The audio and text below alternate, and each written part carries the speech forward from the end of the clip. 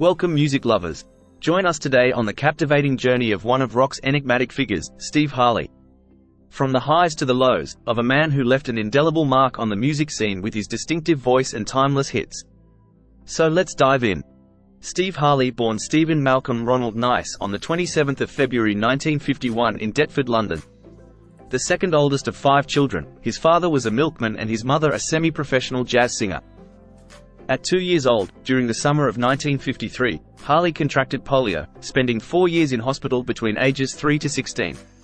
Harley attended Edmund Waller Primary School on Waller Road in New Cross, London, a short distance from his family home at Fairlawn Mansions, New Cross Gate. From age 9, Harley started classical violin lessons and later joined his grammar school orchestra. By age 10, he began learning guitar after receiving a Spanish nylon-strung guitar from his parents at Christmas. Between 2 major surgeries in 1963 and 1966, whilst hospitalised at Queen Mary's Hospital for Children in Surrey for 9 months, the ward received a visit from the Rolling Stones on a goodwill PR trip. Charlie Watts engaged with the children, while the others joked about a large poster of the Beatles on the wall. During this time, whilst still recovering, Harley was introduced to the poetry of T.S. Eliot and D.H. Lawrence, the prose of John Steinbeck, Virginia Woolf and Ernest Hemingway, and the music of Bob Dylan, which inspired him to a career of words and music. Harley would then attend Haberdashers' Aske's Hatcham Boys' Grammar Secondary School until the age of 17, but left before completing his A-level exams. In 1968, at 17, Harley started as a trainee accountant at the Daily Express despite his low mock O-level math score. He later transitioned to become a reporter, working for Essex County newspapers after being interviewed by various editors. Over 3 years, he contributed to several publications before returning to London to work for the East London Advertiser. Unwilling to conform to certain editorial demands, Harley sought to be fired, which he achieved by not adhering to dress code standards. His former colleagues included notable journalists like John Blake and Richard Madeley. The latter took over Harley's desk at the ELA in 1972. In 1971, Harley started his music career playing at folk venues, including Les Cousins, Budgies, and the Troubadour, alongside renowned musicians like John Martin and Julie Felix. He auditioned for the folk band Odin in 1971 and began busking around London in 1972 while writing songs. Not long after, he formed Cockney Rebel in late 1972 as his own musical outlet, moving away from the folk scene. The original Cockney Rebel lineup included Harley, Crocker, drummer Stuart Elliott, bassist Paul Jeffries, and guitarist Nick Jones, who was later replaced by Pete Newnham. However, Harley decided the band didn't need an electric guitar, especially with keyboardist Milton Ream James joining, so they focused on Crocker's electric violin and Ream James' Fender Rhodes piano. In 1972, Cockney Rebel's demo tapes caught the attention of Mickey Most, leading to their first contract with Rack Publishing. This prompted EMI Records to offer the band a 3-album deal. Produced by Neil Harrison, Cockney Rebel recorded their debut album, The Human Menagerie, in June and July 1973. While their debut single, Sebastian, found success in Europe, it failed to chart in the UK. Similarly, The Human Menagerie faced commercial disappointment upon its November 1973 release, but it garnered critical acclaim and achieved cult status. Following The Human Menagerie's disappointment, EMI urged Cockney Rebel to produce a potential hit single. Harley reworked the unreleased song, Judy Teen, which peaked at number 5 in the UK upon its March 1974 release. During February and March of the same year, the band recorded their second album, The Psychomoto, produced by Harley and Alan Parsons, reaching number 8 in the UK upon its June release. Tensions arose during their May to July UK tour, leading to several members leaving the band due to disagreements. Crocker, Ream James, and Jeffries departed after demanding songwriting contributions. Contrary to the initial agreement, Harley would be sole writer. Following the split, the single, Mr. Soft, from The Psychomoto reached number 8 in the UK.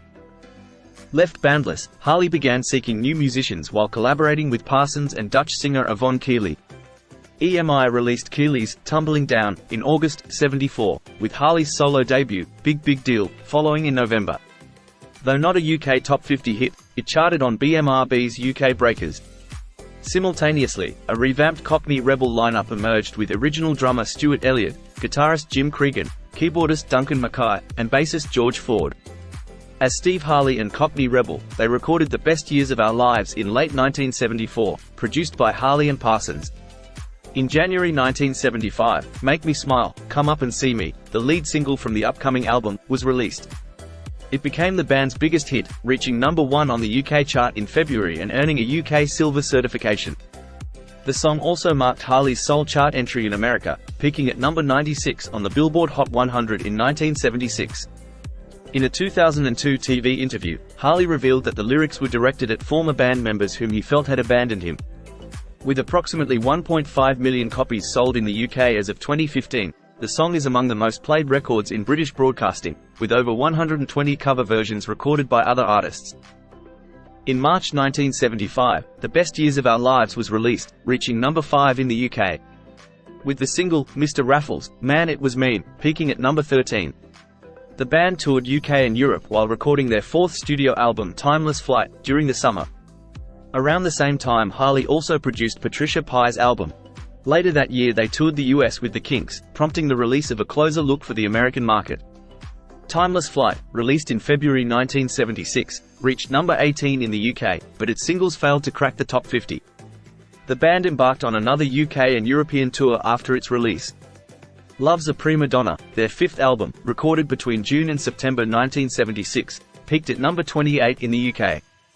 A cover of George Harrison's Here Comes the Sun reached number 10. The album spawned a second charting single, I Believe Love's a Prima Donna, reaching number 41. Meanwhile, keyboardist Duncan Mackay recorded his second solo album, Score, with Harley contributing lyrics and lead vocals on Time Is No Healer. In November 1976, Harley contributed backing vocals to T-Rex's Dandy in the Underworld. In December, the band embarked on an 8-date UK tour. Early in 1977, Harley provided lead vocals on the Alan Parsons Project's The Voice for their album I, Robot. Come July, Harley disbanded Cockney Rebel, followed by the release of a live album, Face to Face, a live recording, which peaked at number 40 and featured the single, The Best Years of Our Lives. After Cockney Rebel disbanded, Harley signed with EMI for 3 more years to record his debut solo album. He flew to Los Angeles in February 1978 to complete the album and decided to relocate to the US, residing in Beverly Hills for nearly a year. Despite the change of scenery, he admitted to lacking inspiration for new songs. The album Hobo with a Grin was released in July 1978 but failed commercially.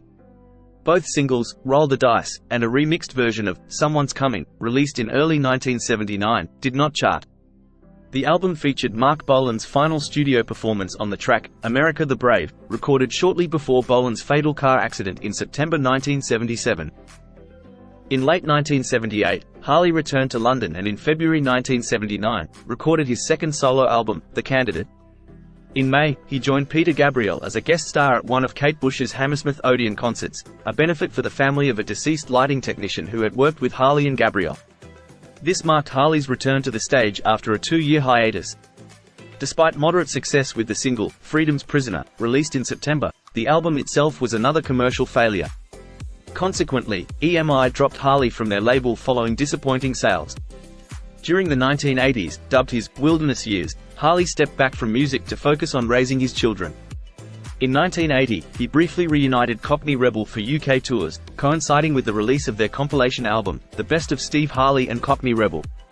Additionally, 2 songs co-written by Harley appeared on Rod Stewart's 1980 album, achieving modest success on US charts in 1981. In the early 1980s, Harley collaborated with Rick Wakeman on the song, No Name, and performed it at Wakeman's concert. He also toured the UK with his band during Christmas 1981. However, their single, I Can't Even Touch You, didn't chart despite high expectations. In August 1982, Harley made his acting debut in a rock musical. Throughout the decade, he continued to release singles and perform, including a notable appearance at the Reading Festival in July. In December 1984, Harley's band played a memorable concert at the Camden Palace, documented and released as Live from London on VHS. In 1985, Harley signed with Rack Records and released Irresistible, reaching number 81 in the UK. Originally offered to Rod Stewart, Harley recorded it at Stewart's suggestion. Later, he sang the title track of The Phantom of the Opera with Sarah Brightman, reaching number 7 on the UK charts in January 1986. Although he successfully auditioned for the stage role, he was replaced by Michael Crawford after extensive rehearsals. Harley released the non-album single, Heartbeat Like Thunder, in April 1986, which saw limited success. A remixed version of Irresistible followed in June as the lead single from his upcoming album El Gran Senor, but failed to chart after Rack Records folded. In 1988, he collaborated with Mike Batt and John Anderson on Whatever You Believe, performed for a charity TV broadcast. Despite its use in a TV advert, the reissued Mr. Soft single also failed to chart. In 1989, he reunited Cockney Rebel for a successful UK and Europe tour, releasing the solo single, When I'm With You, to promote it. Plans for Harley to star in a feature film were shelved in the early 1990s due to funding issues. Throughout the early 1990s, Harley and his band solidified their presence as a prominent live act in Europe. In 1992, EMI released a compilation album, Make Me Smile, the best of Steve Harley and Cockney Rebel, accompanied by a reissue of Make Me Smile as a single, reaching number 46 in the UK. Harley's solo album, Yes You Can, hit shelves across Europe in 1992 and in the UK in 1993, featuring a blend of older tracks from the El Gran Sonor era and newer compositions. Irresistible was released as a single in Europe, while Star for a Week served as a UK promotional single in 1993. In 1995, Live at the BBC was released, featuring early Cockney Rebel sessions. A reissue of Make Me Smile hit number 33 in the UK. Poetic Justice, Harley's 1996 album, earned critical praise. He also appeared on Elvis Has Just Left the Building in 1997. In 1998, Harley embarked on his acoustic tour, Stripped to the Bare Bones, alongside Cockney Rebel's Nick Pinn. The tour coincided with the release of More Than Someone, the very best of Steve Harley. Harley's label, Comeuppance, was established in 1999, the same year he began presenting The Sounds of the 70s on BBC Radio. In 2000, Harley reissued his first two solo albums and embarked on the Stripped Again tour with guitarist Robbie Gladwell. He continued hosting the Sounds of the 70s show, which ran for 8 years until 2008. During this time, Harley also worked on a new studio album and toured with his band, marking their return after 4 years. He became involved with the charity Minds Advisory Group and released several albums, including Acoustic and Pure, Live, in 2003 and The Quality of Mercy, in 2005. Additionally, he starred in the West End premiere of Samuel Beckett's plays in 2007 and published his first book in 2008. Harley was honored with a special award from Childline Rocks in 2009 for his charitable work. In 2009, Harley and his band recorded a new album at Leaders Farm Residential Studios, resulting in the release of Stranger Comes to Town in 2010, which peaked at number 187 in the UK. During this time, Harley embarked on promotional tours in Australia and released a remastered anthology compilation, Cavaliers, an anthology 1973-1974, in 2012. Additionally, he performed the first two Cockney Rebel albums in their entirety, releasing the live album, Birmingham, in 2013. Harley's hit, Make Me Smile, recharted in the UK in 2015, and he continued touring extensively, including acoustic performances and charity events, throughout the following years. In July 2021, Harley resumed live shows post-pandemic, featuring material not played for nearly 3 decades. However, in late 2023 and early 2024, he cancelled shows due to a medical procedure and subsequent recovery, later disclosing a battle with cancer, leading to further cancellations. Personally, Harley resided in North Essex with his wife Dorothy, whom he wed at Marylebone Register Office in February 1981.